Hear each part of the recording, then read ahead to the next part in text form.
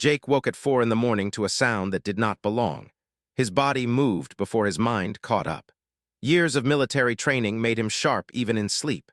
He rolled out of bed and grabbed the knife from under his pillow without thinking. The cabin was dark, mountain silence pressed against the windows. Then came the sound again, a knock, soft but steady against the front door. Jake moved through the cabin like water. His feet made no sound on the wooden floor. He had built this place to be quiet, to be hidden. The door was solid oak, thick enough to stop most things. The window beside it was small and covered. Jake could see nothing outside but darkness and trees. The knock came again, more urgent now. Jake pressed himself against the wall beside the door. He held the knife tight. 3 years had passed since he left the military, 3 years of silence and solitude in the mountains of Montana. He had not expected visitors. He did not want visitors. "Who is there?" His voice was hard and flat. Silence. Then a small voice, almost broken, came through the door. "Please, is it safe?" Jake felt something shift in his chest. The voice was not human. He had heard many voices in his life, but this one was different. It sang with something strange, not quite words, not quite music. "Safe from what?" Jake asked. "From them, from the ones who hunt me." Jake thought about closing the door. He thought about going back to bed and pretending he had heard nothing. But his sister Emma had died protecting someone else. His mother had always said that humans were meant to care for people who needed care, even when it was hard, even when it was dangerous. He opened the door. The girl stood in the darkness, and Jake understood why his brain had struggled to recognize her voice. She was not human. Her skin glowed faintly, a soft blue that lit up the shadows. Her eyes were large and dark, filled with fear. She was thin, almost fragile, and she wore nothing but rags. She looked directly at Jake and asked again, "Is it safe?" Jake looked past her into the trees. He saw nothing but darkness. He looked at the girl, her whole body shook. Her hands were cut and bleeding. She had clearly been running. "Yes," Jake said, "it is safe. Come inside." The girl entered the cabin quickly, moving like an animal that expected danger at any moment. Jake locked the door behind her and drew the curtains. He turned to look at his unexpected guest. "What is your name?" he asked. She said simply, "My name is." "I am Jake. Where do you come from?" Sat down slowly on the floor as if her legs could no longer hold her. "Far from here, farther than you can understand." Jake went to the kitchen and brought back a blanket and water, drank the water in quick, desperate gulps. When she was done, Jake studied her. Her eyes were intelligent. She was scared, but not stupid. She was waiting for something, waiting to see what he would do. "Are you hurt?" Jake asked.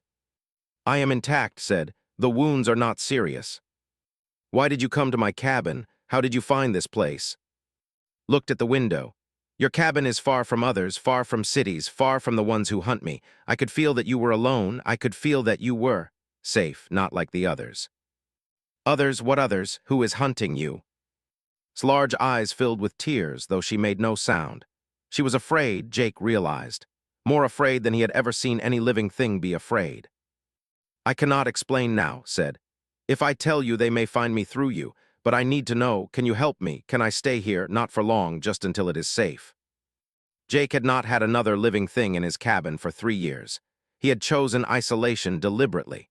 He had chosen to live alone because people hurt each other, because protecting people cost too much, because he had learned in the military that caring about others was a weakness that could destroy you.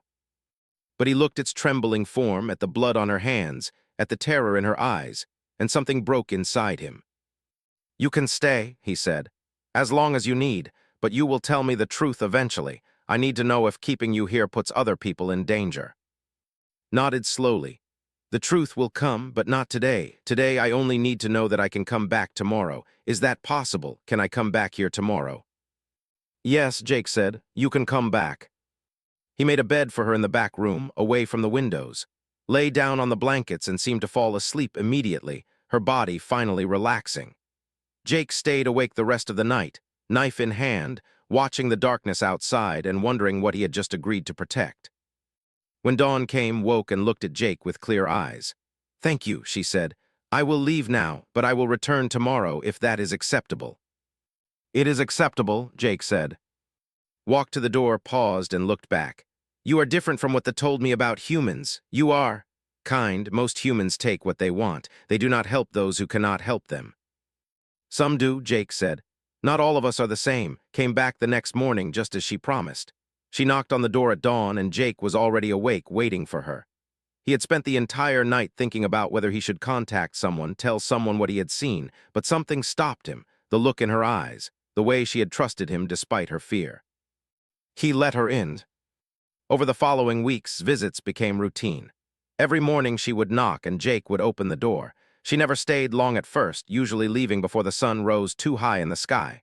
Gradually, her stays became longer. Days turned into weeks. Weeks turned into months. Jake learned that was a researcher of some kind.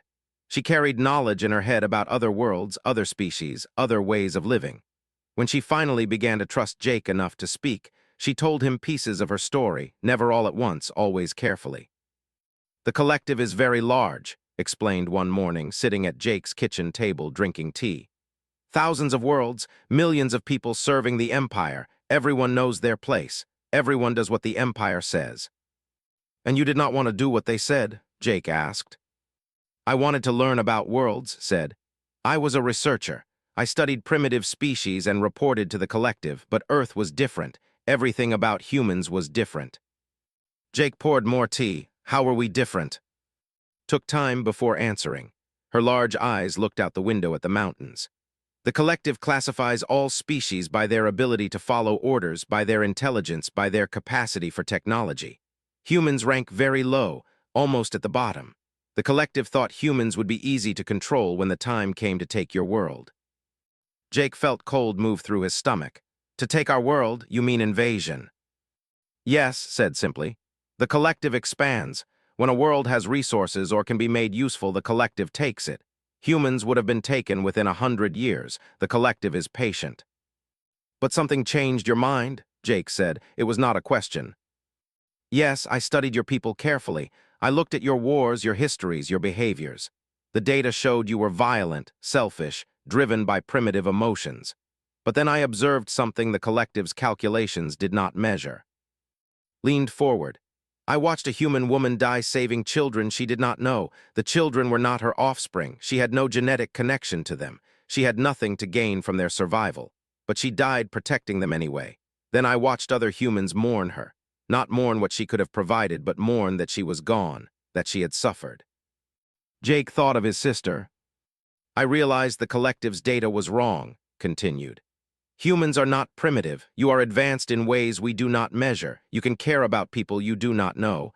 You will sacrifice yourself for people who cannot help you in return. This is not primitive. This is something else, something powerful. So you became a threat, Jake said. Yes, I reported that the collective's plans for Earth were dangerous, that humans should not be classified as primitive, that humans understood something about cooperation and sacrifice that made them dangerous in ways the collective did not understand. They said I was wrong. They said my research was corrupted by exposure to human behavior. They said I had to return to the collective and accept reprogramming. But you did not go. No, I ran. I stole a small ship and came to Earth. I knew the collective would hunt me. I knew I could not stay in cities where your authorities might see me and become confused. So I came to the quiet places. I came to the mountains. I came to your cabin. Months passed. Jake watched change. Her fear slowly decreased. She began to smile.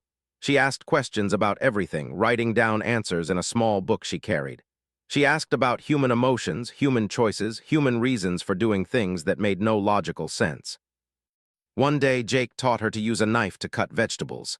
Another day, he taught her how to build a fire. She learned quickly. She observed and remembered. Jake realized she was recording everything, learning everything about being human that she could. Why, he asked one morning, why do you need to understand all of this? Because someday the collective will find me, said. And when they do, I want to be able to explain to them what I have learned. I want them to understand why humans matter, why Earth must not be taken, why the collective's way of thinking is wrong. That is dangerous, Jake said. They may not listen. I know, said, but I must try, because now I know that humans deserve protection, and I am the only one who can tell the collective that truth. Jake contacted his old friend Daniel during the second year. Daniel had been in military intelligence, and Jake needed someone to help protect without exposing her to too many people. Daniel came to the cabin, and when he saw, his eyes widened. But he did not run. He did not call the authorities. Instead, he sat down at Jake's table and listened. "The military would want to study her," Daniel said later, after it had gone to rest. "If I report this, that is what happens." "I know," Jake said. "That is why I have not reported it, and why I am asking you not to either." Daniel was quiet for a long time. Then he nodded. "All right, but we need a plan. If the collective is really coming, we need to be ready. We need other people, people we can trust." Over the next year, their circle grew. Lisa, an astronomer, came to the cabin and confirmed that the readings described matched real stellar phenomena. A teenager who was brilliant with computers helped them set up systems to monitor for unusual signals from space. The signals came on a Tuesday morning in March. Detected them first, picking up strange transmissions at frequencies that should not exist. He called an emergency meeting at Jake's cabin, arriving with Lisa and Daniel. "Multiple ships entering the solar system," said, his voice steady but tight. "Large ones, very large, and they are broadcasting in a code I cannot break, but the power signatures match what described." Sat very still when she heard this news. She did not move. She did not speak. She simply stared at the map had pulled up on his laptop, showing the ships moving toward Earth with absolute precision. "How long?" Jake asked. "2 weeks," said. "Maybe 3. They are moving fast, but they are also being careful. They are scanning everything." Daniel stood and began to pace. "We need to inform the United Nations. We need the military. We need every government on Earth to know what is coming." "And what will they do?" His voice was barely a whisper. "They will see me. They will see an alien. They will become confused and frightened. Humans in power often respond to fear with violence. The military will want to use me as a weapon. And when the collective discovers that you have captured me, they will destroy your world as punishment." "So what do we do?" Lisa asked. "Do we just wait for them to arrive and hope they are reasonable?" "The collective is never reasonable," said. "But they are logical. They calculate cost and benefit. They will not destroy Earth if it costs them more than Earth is worth." Jake understood what she was suggesting. "You want to turn yourself over to them?" "Yes," said. "I will contact them. I will tell them I am here and that I am ready to return. In exchange, I will ask them to leave Earth alone. My life for the safety of your world." "No," Jake's voice was sharp. "That will not work. You said yourself they would destroy Earth as punishment for your escape." "Only if they are angry," said. "But if I offer them something they want more than punishment, they will consider it. I must convince them that I have learned my lesson, that I was wrong about humans, that I want to return to the collective as a loyal subject." Daniel stopped packing. "You would lie to them." "I would do whatever is necessary to save this world," said. "I have lived here for 3 years. I have learned what humans are willing to do for each other. I have seen sacrifice and love and courage. I cannot let the collective destroy this world just to punish me." Jake wanted to argue, but he knew she was right. The collective would come. They would take or they would take Earth. There was no third option that he could see. Over the next 7 days, they worked without sleep. Daniel contacted military leaders carefully, feeding them information that came from intelligence sources without revealing. The military began to mobilize. Governments formed committees. The United Nations called emergency meetings. But they were not ready. No military in the world had weapons that could touch ships of that size. The technology was too advanced. The gap between human weapons and weapons was like the gap between stones and nuclear bombs. On the 8th day, Took's computer and began to write a message. She wrote in language, in codes that recorded and encrypted. She sent it out on every frequency she could think of, broadcasting it toward the approaching ships. "What did you tell them?" Jake asked. "I told them I escaped because I was confused by exposure to primitive species," said, her voice empty. "I told them I understand now that my research was worthless. I told them I want to return home.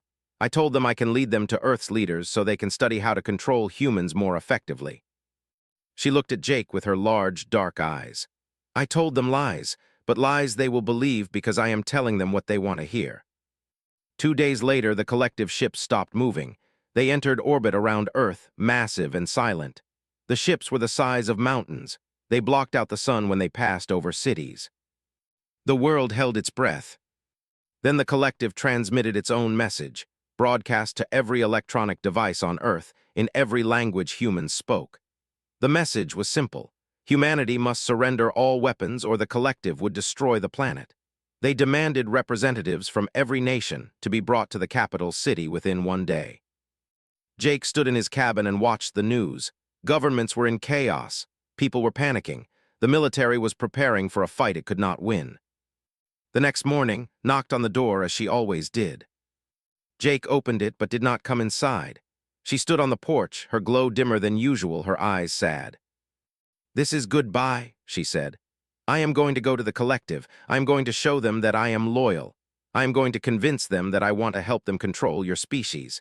Then perhaps they will not destroy your world." "And what happens to you?" Jake asked. "They will put me back in my role as a researcher. I will work for them again, or they will execute me for my lies. Either way, I will not return to this cabin." Jake felt something break inside his chest.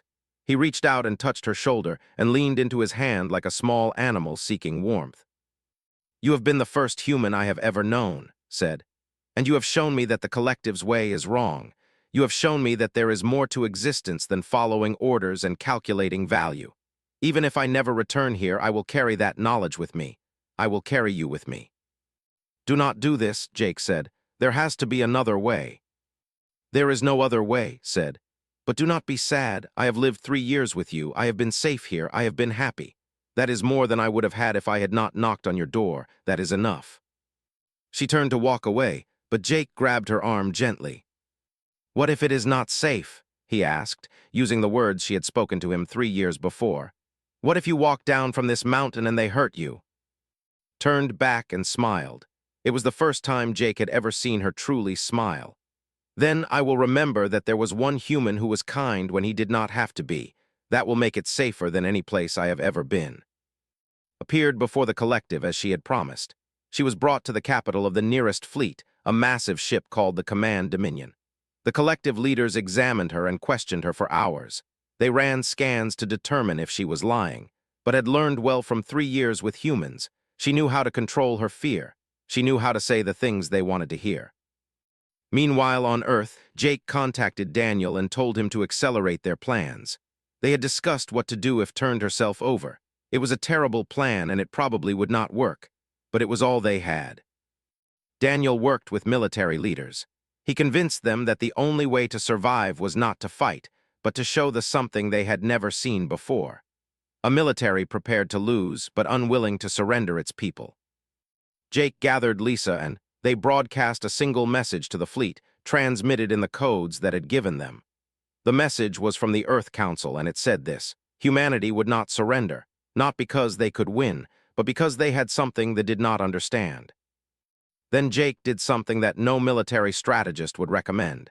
He ordered every school, every orphanage, every place where children lived to be moved to the of human defense. Not to die, but to be visible, to be seen by sensors scanning the landscape. The collective commanders were confused by this move. It made no tactical sense. You did not put your vulnerable population in the path of a superior military force. But Jake explained through Daniel's transmission. Humanity understood something about survival that they could not calculate.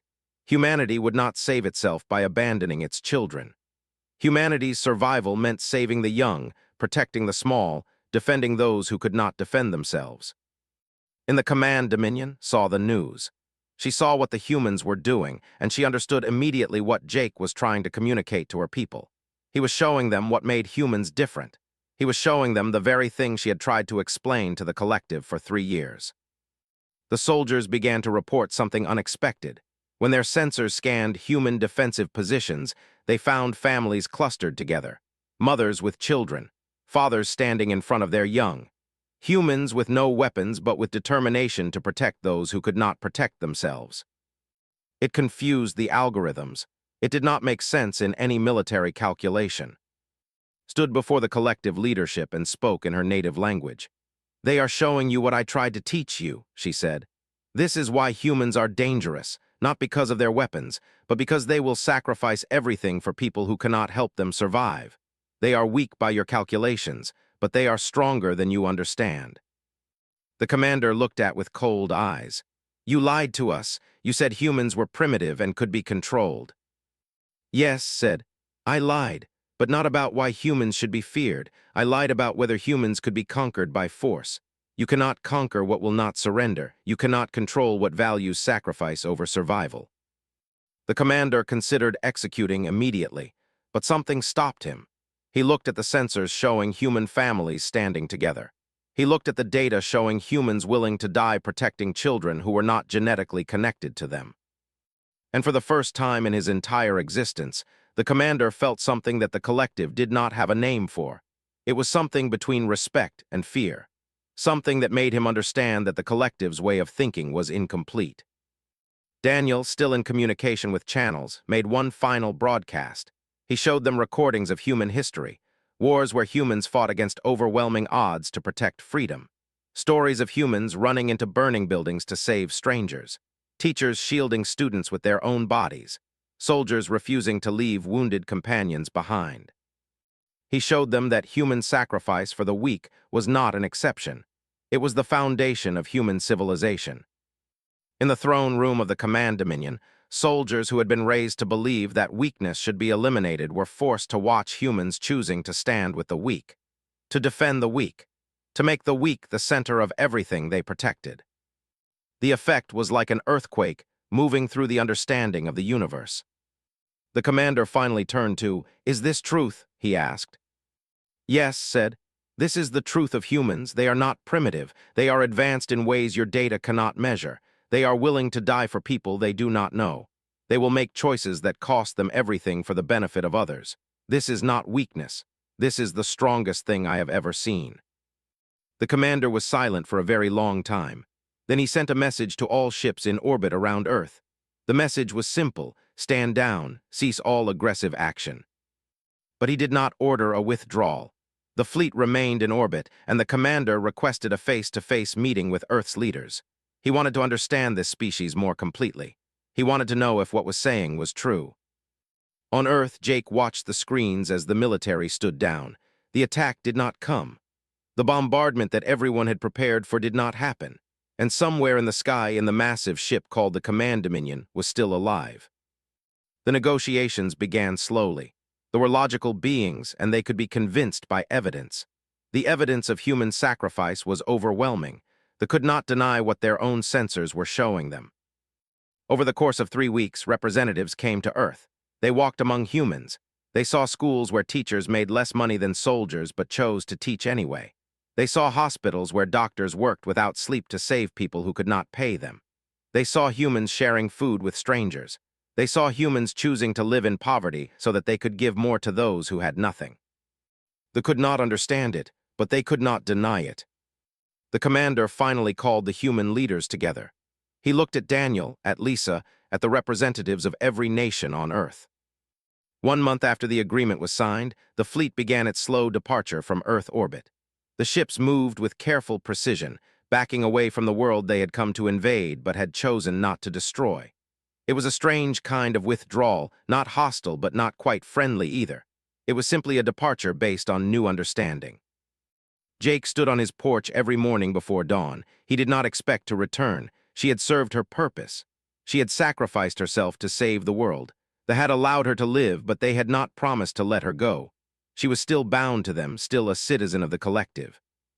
On the 42nd day after the fleet left orbit, Jake heard a knock on his door before the sun rose. His heart stopped. He did not move. The knock came again, soft and familiar. Jake walked to the door slowly, almost afraid that opening it would break whatever dream he was having.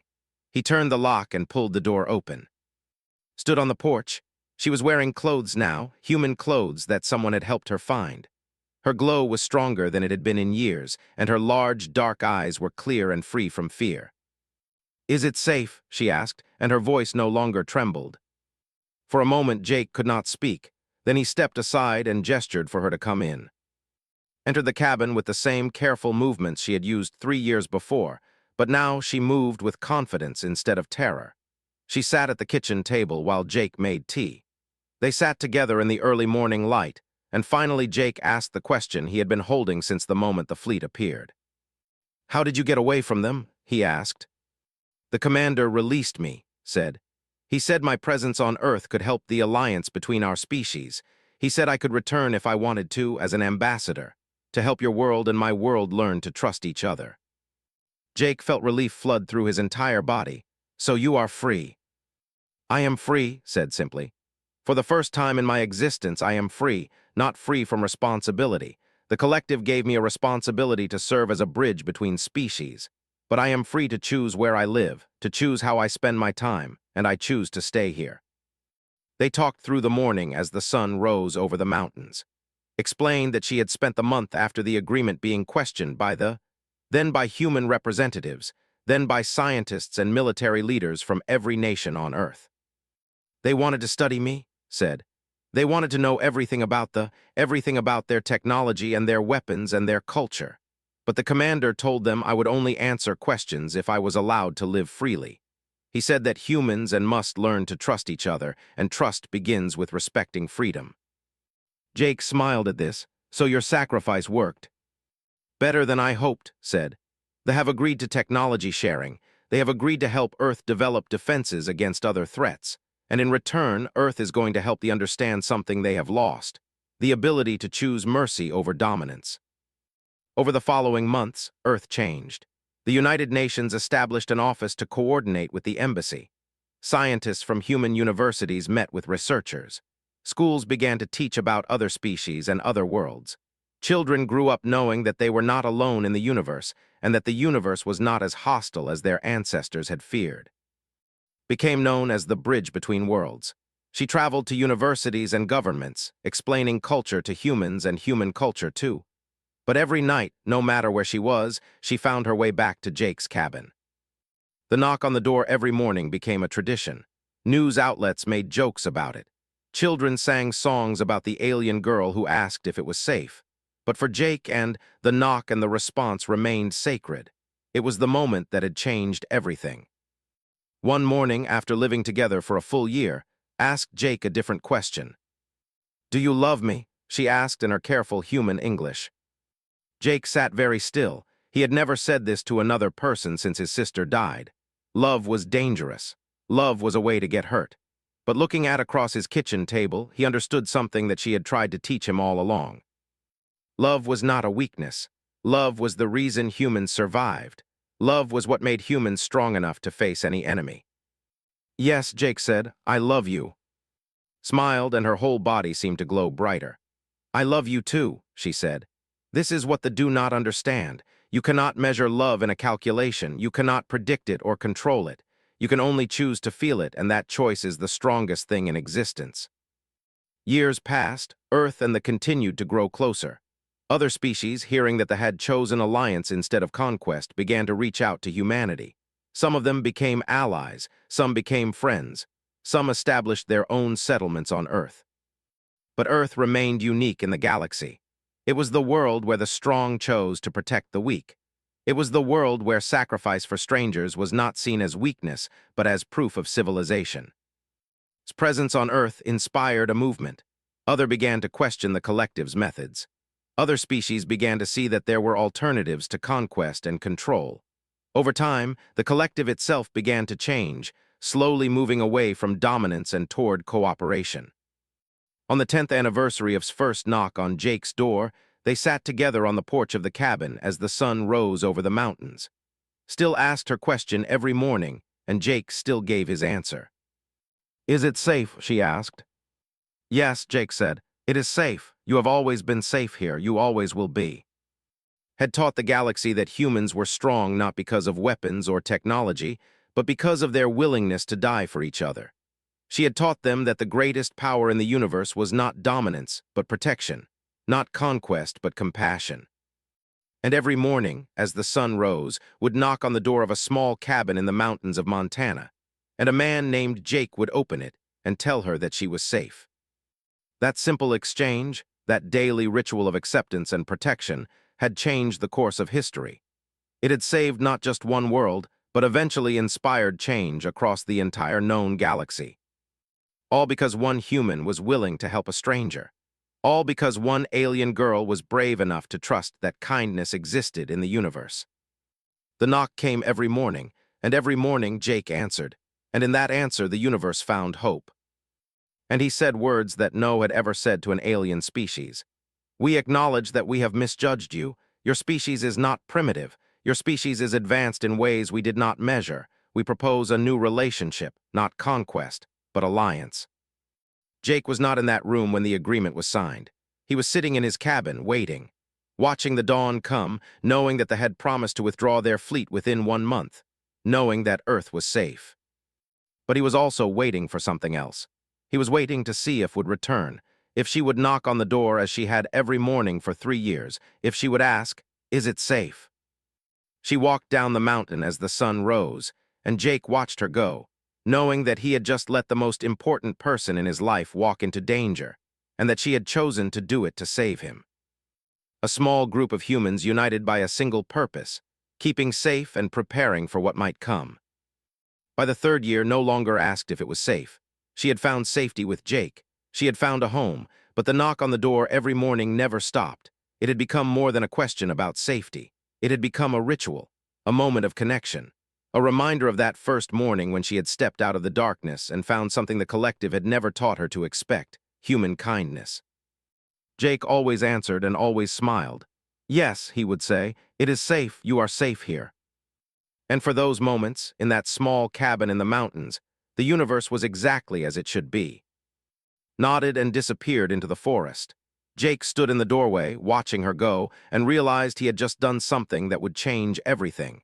He had chosen to protect someone he did not understand. He had chosen to help a stranger. He did not know that this choice would lead to the salvation or destruction of his entire species.